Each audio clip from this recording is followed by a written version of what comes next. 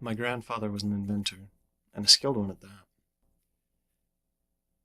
Over his lifetime, he accumulated over 40 patents that allowed him to live quite comfortably after his retirement.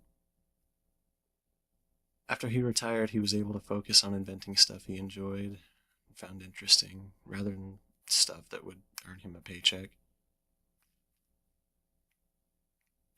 Naturally, his wife and our family supported the viewings of his latest invention, even though nobody really found them very interesting. But we loved being around him, and we took every opportunity to drive the short distance to his house to see him. My grandfather wasn't just brilliant, he was also gifted with exceptional social skills, as well as an intimidating IQ. He was the kind of guy who put a smile on everyone's face, the kind of guy who everyone seemed to like, and the kind of guy everyone wanted to be around and be like. And I was no exception.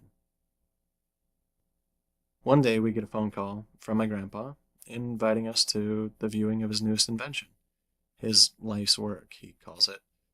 The invention he's been working on for the past 20 years is nearly complete. He says it should be done in a few more weeks, but he just wanted to inform us on how close it was.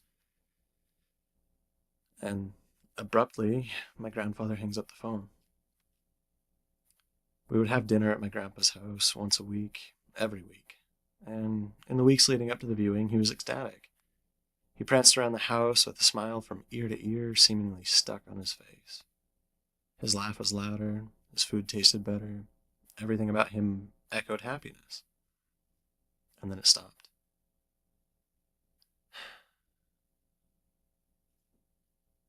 A few days before the viewing was supposed to take place, we got a call. It's my grandfather, and he tells us the viewing's canceled, and so is dinner for the week.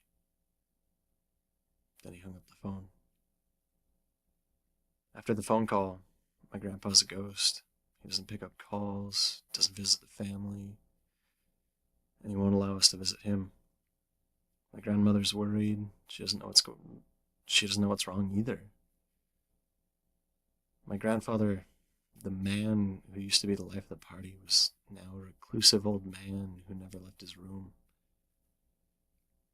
The inventions in which he took so much joy creating now gathered dust in his workshop. Or at least so I'm told.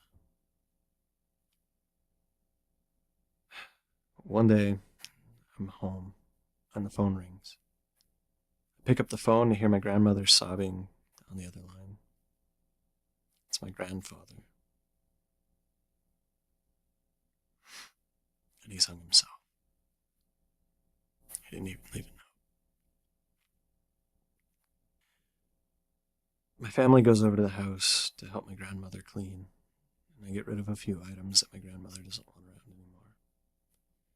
My father assigns my siblings and I all rooms to clean. Just so happens that I get the workshop.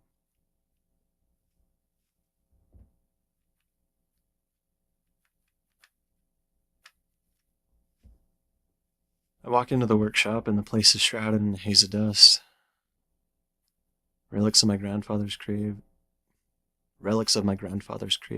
are scattered everywhere, each of them adorned with their own layer of dust.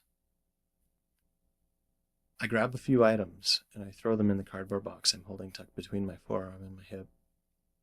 I've got no idea what I'm supposed to be cleaning, so I just look for the most dusty items first, and I throw them in the box. Each item lands, producing its own cloud of dust. In the corner of the room, I see an object. It's concealed under a sheet. Like the way you used to see those cars before they're unveiled in the movies. And out of all the things in the room, it's the least dusty of all. I walk over to the object. I hesitate for a moment. Then I pull the sheet from the object, revealing what's underneath.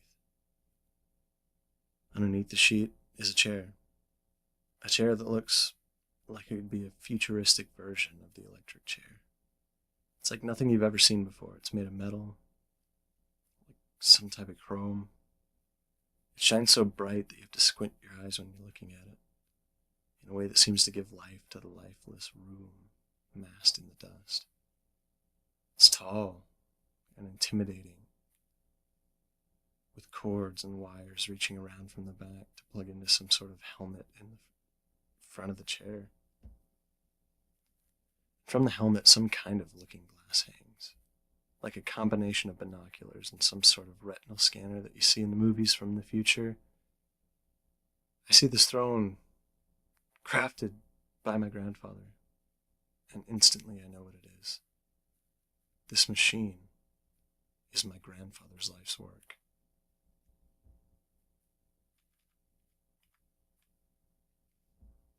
I hesitate for a moment, take a deep breath, take a seat in the chair. It's cold. It's uncomfortable. I think twice before pulling the helmet over my head, but I do it anyway. I pull the looking glasses to align with my eyes, and I wait for something to happen. Nothing does. I turn to look around either side of the chair, and I see a small switch. I flick it in the opposite way that it's facing, and I pull the helmet and glasses to my face once more. This time there's a flash. It's more subtle than I expected, but still reasonably bright. It's a flash about as bright and as loud as the one you would see given off by those cameras in the 1930s. Single flash. And then nothing.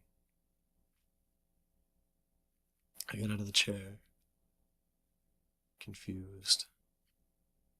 I moved around, nothing changed. I thought whatever machine my grandpa had been working on was broken, and that the machine simply being broken is what caused him to be depressed. However, upon seeing my father enter the room, I knew it had worked. I knew exactly what it had done. The machine that my grandfather had crafted, his life's work, is unlike any other machine on the planet. The machine allows you to see people, to see who they are completely, without any deceptions. It allows you to see into their soul. The visions you get come to you in the same way a daydream does. Two separate universes bleeding into the same reality. When you see a person after you've used the machine, you'll never see them the same way again. You see the good and the evil at the same time. The disturbing part is how little good there is compared to the evil. Anywhere you go, you're surrounded by monsters instead of people, wolves in sheep's clothing. Each person you cross is a terrible fabrication. The man who lives next door is the man who touches his daughter every night after his wife goes to sleep. Your mailman is an alcoholic who beats his wife after he gets home from work. The man you just passed walking down the street is a serial killer. Everywhere you go, you're haunted by the mythological creatures around you. But that is not what drove my grandpa mad. It's not what caused him to take his own life. Because the scariest thing of all isn't what you see when you go outside. The thing that haunts you the most is what you see when